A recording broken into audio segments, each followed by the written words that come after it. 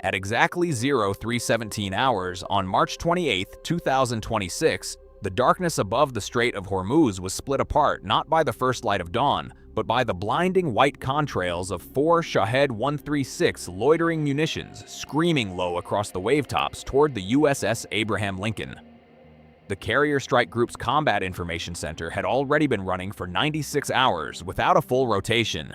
Every sailor was pale with exhaustion and still coiled readiness.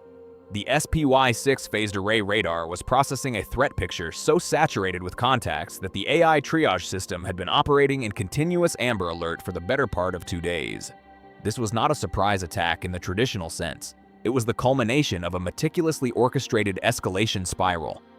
4 weeks of US and Israeli airstrikes on Iranian nuclear facilities, ballistic missile storage sites, and IRGC command infrastructure that had killed over 2,400 people and left the regime in Tehran cornered, humiliated, and furious.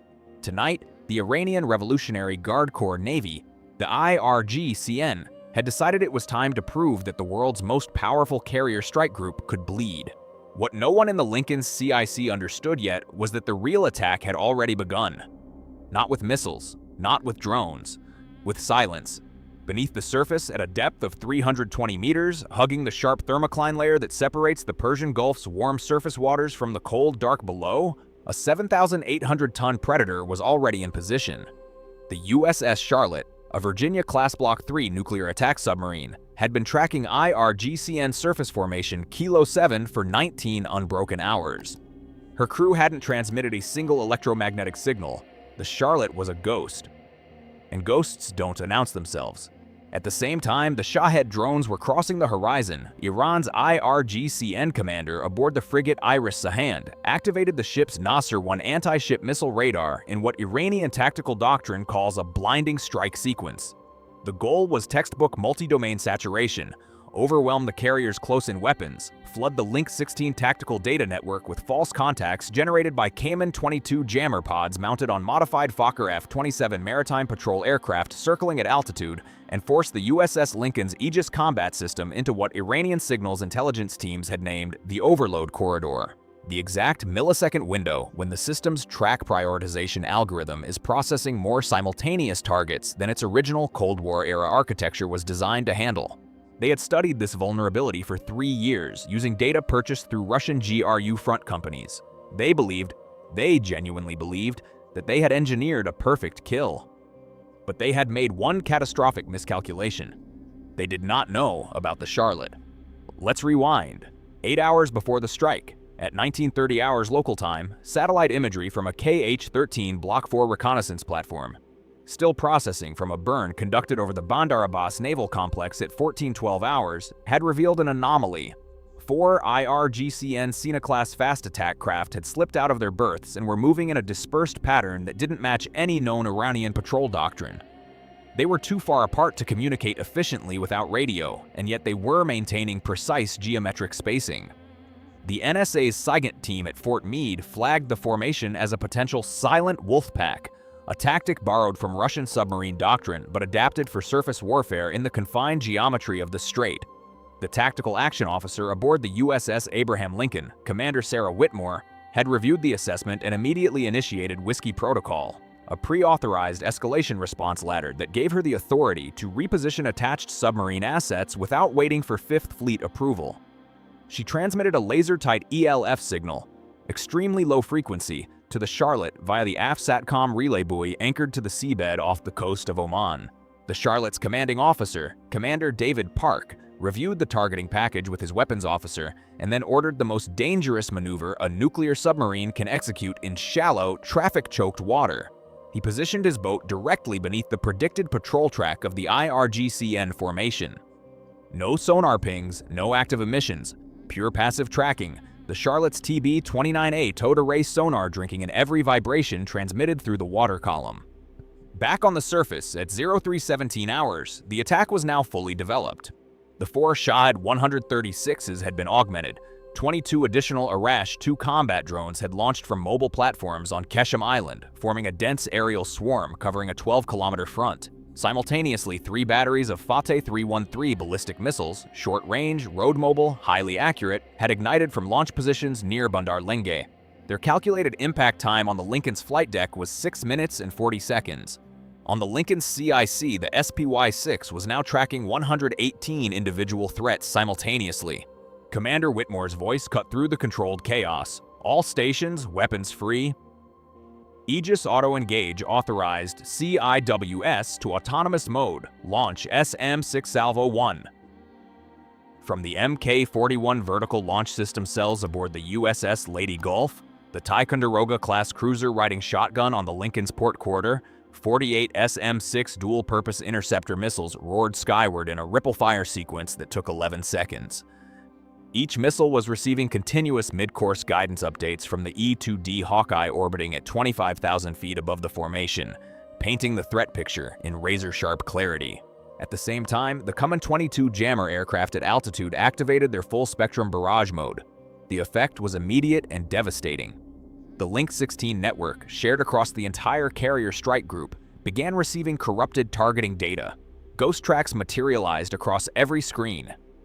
340 false contacts, all moving at supersonic speeds, all indistinguishable from real threats without manual operator verification. The Aegis system's track discrimination algorithm, overwhelmed with contradictory inputs, slipped into what the software engineers call a grace period, a 2.3-second window during which the system's threat priority queue undergoes a forced resort. For 2.3 seconds, the USS Abraham Lincoln's main missile defense brain was functionally blind. The Fateh 313 ballistic missiles, timed to arrive during exactly this window, began their terminal descent. 8,400 meters above the Lincoln's flight deck, 3 SM-6 from the first salvo found their targets and detonated. 2 Fateh missiles disintegrated in cascading fireballs. The third, suffering from a corrupted terminal guidance package caused by the same EW environment Iran had created, veered 14 degrees off course and impacted the ocean 600 meters off the Lincoln's stern. The shockwave was felt throughout the ship. The swarm drones were now inside 3 kilometers. The Lincoln's 2 Phalanx Block 1 BCIWS systems opened fire simultaneously. At 4,500 rounds per minute, each system created a tungsten curtain that shredded the incoming drones in clusters of 3 and 4.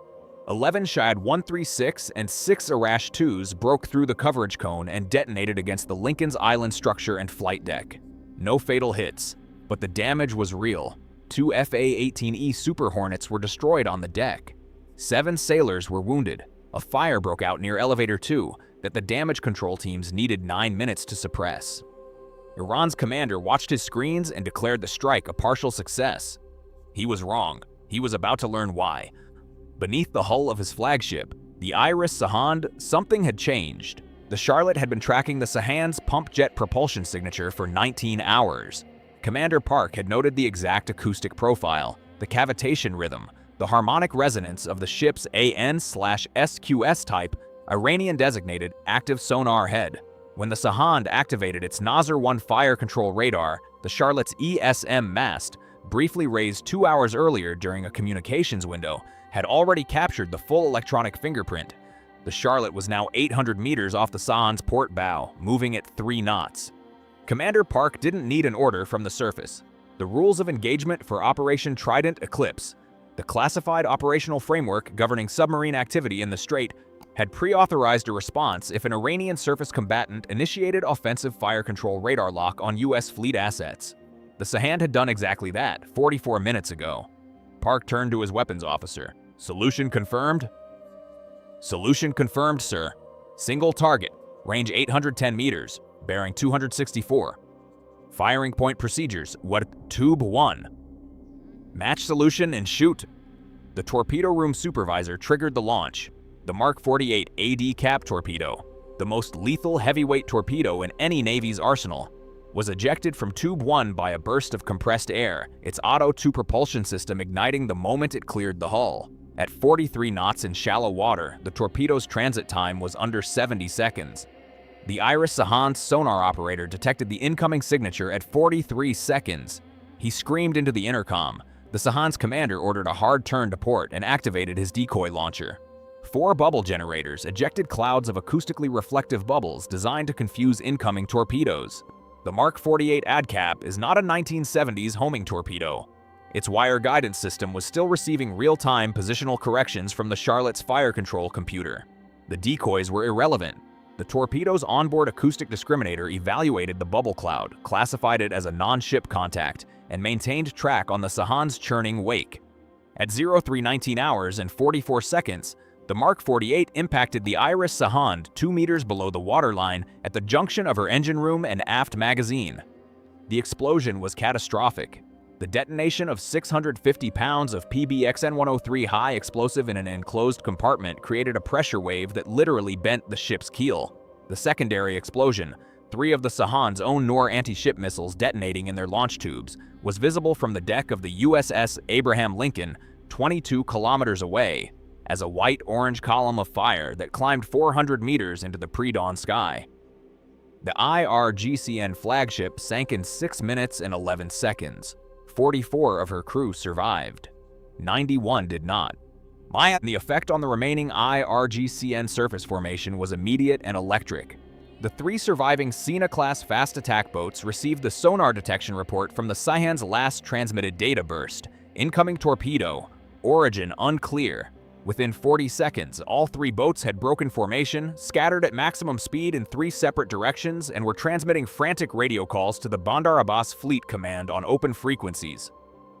A catastrophic breach of emissions control discipline that the NSA's passive collection systems captured in its entirety. The Charlotte calmly rose to periscope depth. Commander Park raised the photonics mast for 15 seconds. Enough time to confirm the Sahand was gone and to collect targeting data on the 3 fleeing fast attack craft. He transmitted his contact report to the Lincoln via data link and descended again. He made no further attacks. He didn't need to. At 0342 hours, the Iranian jammer aircraft, both of them, turned south and headed for Iranian airspace at maximum speed. The sudden restoration of clean electromagnetic spectrum was like a light turning on in a dark room. The Link 16 ghost tracks evaporated. The Aegis system's grace period was over. Every remaining Iranian contact within the strike group's defensive envelope was immediately reacquired, reclassified, and requeued. The 3 fleeing fast attack boats were intercepted 47 nautical miles northeast of Abu Musa Island by a pair of F/A-18F Super Hornets flying off the Lincoln. They fired 2 AGM-84H Slammer missiles at long range. 2 of the boats were sunk.